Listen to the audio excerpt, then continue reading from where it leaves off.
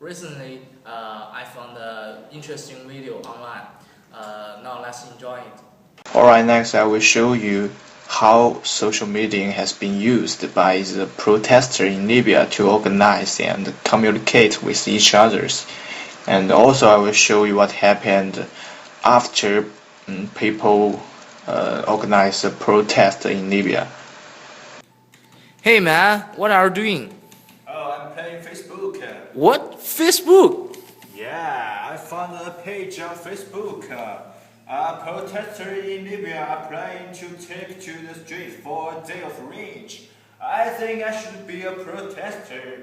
Oh, stupid Gaddafi take away my money, my wife, my house, my computer. I should be a protester. Let's go, man. Hey man, what are you doing now? Oh, I'm playing Twitter. Twitter, you know? I can contact with other protesters in Twitter, like Facebook. Oh, it's good.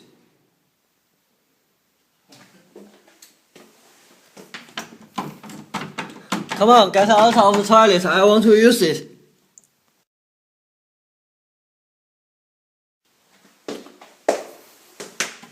What the hell? Come on, get out.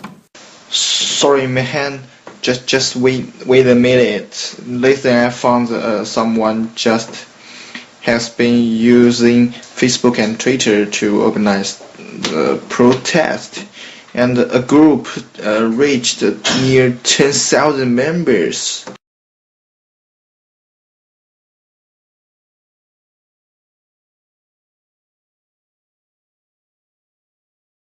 I told you, I'm right all the time. I'm the future of Libya. Bullshit! Fuck you! Get out! Kill him!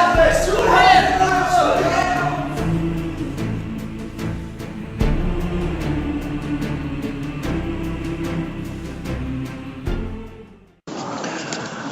After this protest, Gaddafi ordered to block the Facebook, YouTube, and Twitter. He said Libya does not need to impose Western concepts of democracy because it is wrong on his own way. And advertisers who were using Facebook to inspire revolution has already been arrested. State media misreport protesters were pro-Gaddafi protesters. This is the reason why the social media in Libya wasn't used for a long time. Okay, Jason, what's your opinion about this video? On October 20th, 2011, Libya's long-term leader Muammar Gaddafi had been killed in his hometown. Officials said by forces who have been trying to talk to him since February with the backing of Western and Arab nations. He ruled Libya with an iron fist since he seized power in 1969. Students were forced to study his political theories in university. Political parties were banned and his critics imprisoned, tortured, and on some occasions killed. After the overthrow of leaders of Libya's neighborhoods, Tunisia and Egypt, some Libya staged protests in February to demand change. But the Gaddafi government used overwhelming force against the demonstrators in Tripoli and then started to move on the second city, Benghazi, where the rebels had seized control. Here are some reasons why people in Libya revolted.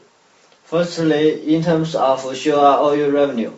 After 1970, the foreign oil companies in Libya have been nationalized, and Gaddafi promised to share 50% profit with citizens. However, tribal elders and officials at the top take away most of the profit, and there was nothing left to citizens. Next, Libya is the most richest country in Africa. The average income there is 10,000 per year per person, but in Bahrain in 2003, The income of a family is only $6 a month, and 80% of young people are jobless. They were willing to work, but Gaddafi wants to improve the relationship between other countries and give more opportunities to foreigners rather than citizens, which leads to serious issues. Thirdly, in terms of free education, students used to learn Green Revolution achievement in classes and do not learn specialist knowledge. Last one is about free housing. Some people have waited 20 years and they are still homeless now. Lots of buildings are built up in Libya recently. Theoretically, people will have places to live in, but the houses free for citizens are always without windows and doors. That's all. Okay, thank you, Jason. Now, let's video chat with a guest. Jonathan, hi. Hi. What's your opinion about government, how to treat this event? Libya uprising, partly because the corrupt and dictatorship of the government caused the dissatisfaction of the masses. So the protesters want to overthrow the Gaddafi's government. Therefore, as for government, in order to continue their domination, they use overwhelming force to suppress the rebellion.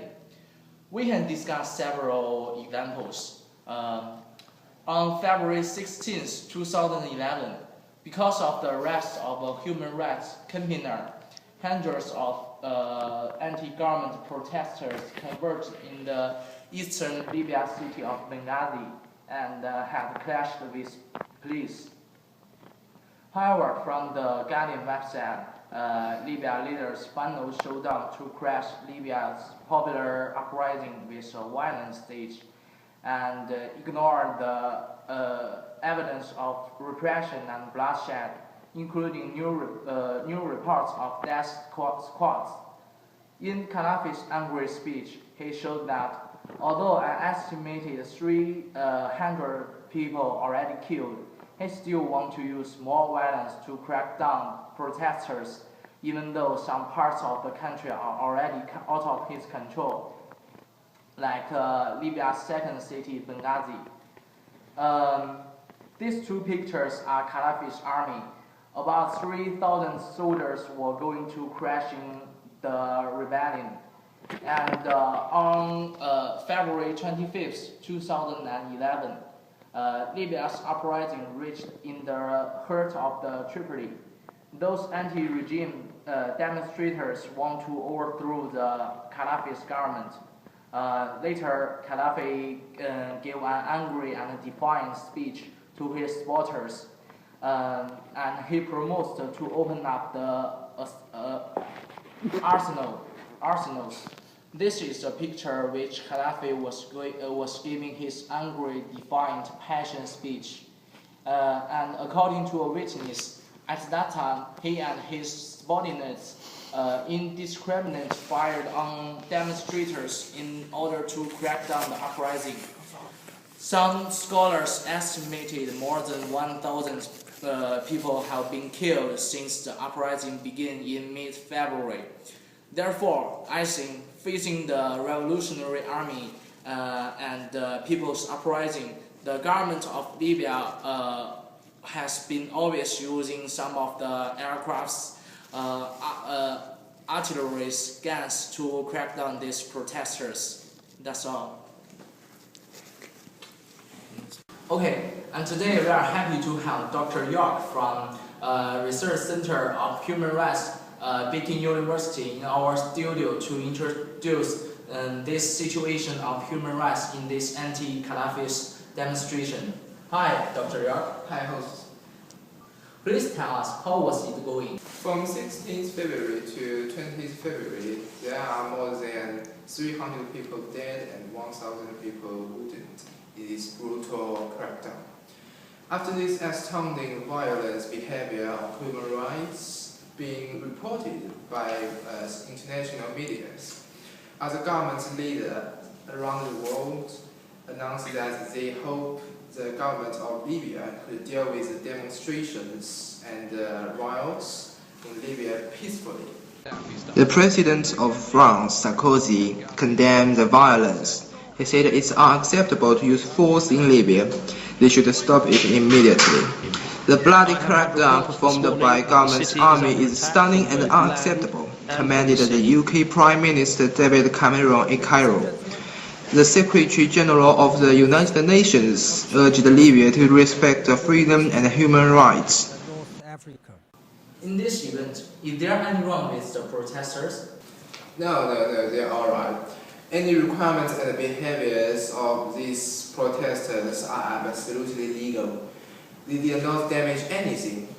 They did not even have weapons to kill someone. All they did was speak their aspiration loudly. Although they are harmless, most shoot them with heavy machine guns. And I'm sure Gaddafi did this for purpose. He did this with a plan, not just a reaction in panic. How do you think so? On February 22nd, Gaddafi said he will imitate what the Chinese government did in 1989 at Tiananmen Square to use tanks to run over protesters. He claimed it's necessary for his government to crack down demonstrations for the utility and the integrity for Libya. This is unbelievable, isn't it? As we know, the massacre happened in Tiananmen Square was always used as a negative example. Whereas Gaddafi wants to do it again in Libya, he is such a barbarian dictator. As a result of that, the international society decided to accuse him and freeze his assets, limit his freedom, and he deserves this. Thank you, Dr. York. Okay, it's time to end. Thanks for your watching. See you next time.